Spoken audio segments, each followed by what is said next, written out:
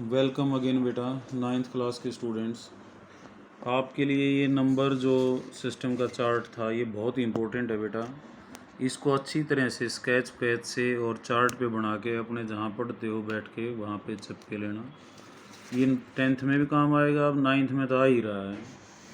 अब जैसे एक्सरसाइज 1.2 है, इसमें जो पहला क्वेश्चन है आपका, सत्य और असत्य बताना हमने। प्रत्येक अपरिमेय संख्या एक वास्तविक संख्या होती है। तो अपरिमेय संख्याएं आपकी कहाँ थी? ये थी। अपरिमेय और परिमेय मिलकर क्या बनाती हैं? वास्तविक। तो ये कथन क्या है? सारी की सारी अपरिमेय क्या हैं? वास्तविक संख्या हैं। तो ये सत्य है।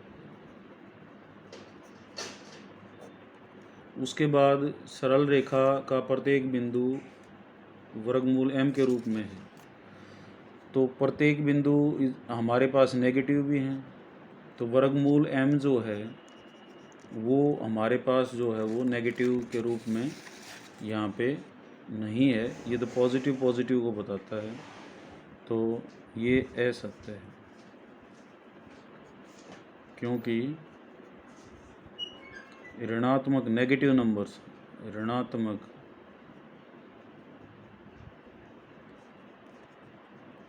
संख्याएं वर्गमूल m के रूप में नहीं होती। फिर कहता है प्रत्येक वास्तविक संख्या अपरिमेय संख्या है। तो वास्तविक जो है, हम ऊपर से नीचे आते हैं तो ऑलवेज नॉट ट्रू। वास्तविक संख्याएं कुछ ऐसी हैं जो अपरिमेय हैं और कुछ परिमेय, तो सारी की सारी अपरिमेय नहीं है। तो ये कथन कैसा है? असत्य।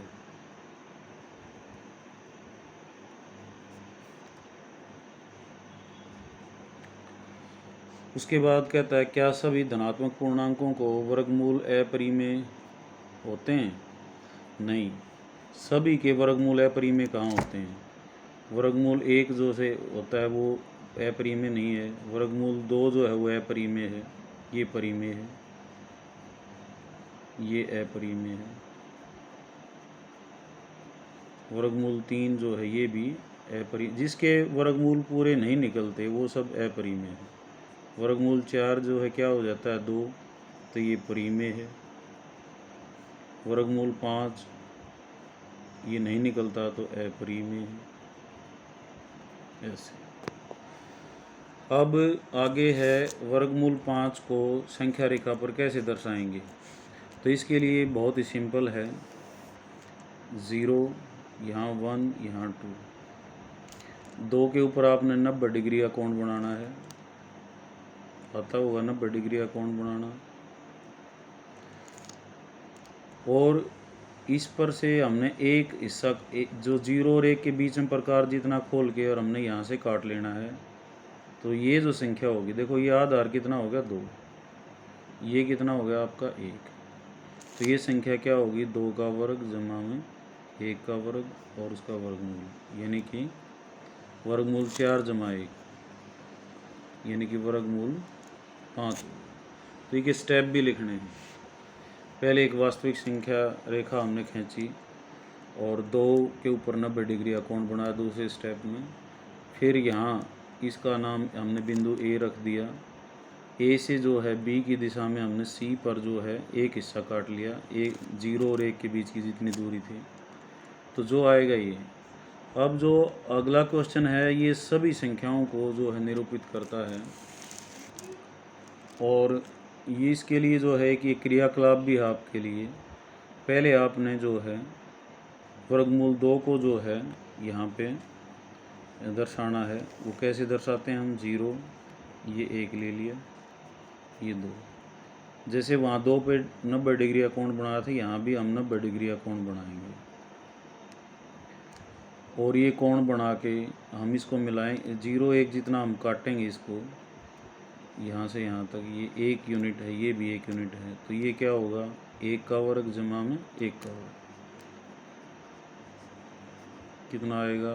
वर्गमूल 1 जमा 1, 2 आ जाएगा, वर्गमूल 2।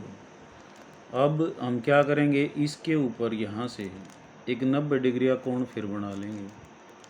और यहाँ से फिर एक हम यूनिट काटेंगे, तो ये वर्गमूल 2 था, ये 1 है, तो ये संख्या क्या आएगी, ये वर्गमूल 3 आएगी। फिर हम एक 90 डिग्री का कोण फिर बनाएंगे, फिर एक काटेंगे, तो अब की बार जो संख्या ये आएगी, ये क्या आएगी, वर्गमूल 4। फिर हम इसके ऊपर एक 90 डिग्री का कोण बनाएंगे और फिर एक काट लेंगे, तो ये जो संख्या आएगी ये क्या आएगी, वर्गमूल 5। ऐसे ही आगे जो है वर्गमूल 6, वर्गमूल 7। ये क्रियाकलाप आपने एक जो है प्रकार और फुटे से और पेंसिल को लेके जो है ये बनाना है। इसको जो है सभी यहाँ हमारे पास संख्याएं आ जाती हैं। एक दूसरा तरीका और भी होता है, जैसे वर्गमूल 2 को हमने रिप्रेजेंट करना था, तो हमने क्या क्या लिया, यहाँ पे 1 लिया और यहाँ भी 1 काटा, तो इसको हम लिख सकते हैं 1 का वर्ग जमा में 1 का वर्ग। वर्गमूल 3 के लिए क्या करेंगे, पहले वर्गमूल 2 बनाएंगे, तो वर्गमूल 2 का वर्ग जमा में 1 का वर्ग। वर्गमूल 5 को हम कैसे लिख सकते हैं, 2 का वर्ग। हम किन किन के वर्गों का योग और उनका वर्गमूल लिख सकते हैं, 1 का वर्ग। 7 के लिए क्या करेंगे, वर्गमूल 3 का वर्ग जमा में 2 का वर्ग। ऐसे ही आप और संख्याओं का भी लिख सकते हैं। तो वर्गमूल 7 को दिखाना हमने, तो इतनी बार ये 7 बार ना करके 3 पर हम जहाँ 1 लेते थे वहाँ पर 2 हिस्से ले लेंगे, तो उससे जो है वर्गमूल 7 भी आ जाएगा। तो ये आपने पढ़ना है यहाँ बुक से, और बेटा इस क्रियाकलाप को करना भी है और इसको विस्तार से लिखना है आपने। वर्गमूल 3 जो है वो उदाहरण के रूप में आपको निर्धारित करके दिखा रखा है। तो ये जो हैं ये क्वेश्चंस आपने उदाहरण भी करने हैं और इन क्वेश्चंस को भी करना है। ये छोटी सी एक्सरसाइज थी, 1.1 भी और 1.2 भी। तो इतना ही काफ़ी है बेटा शुरुआत के लिए। अपना काम जो है टाइम से किया करो, और कल से आपकी ऑनलाइन क्लासेज हैं, आपका जो टाइम है वो 4 बजे का है। Thank you again.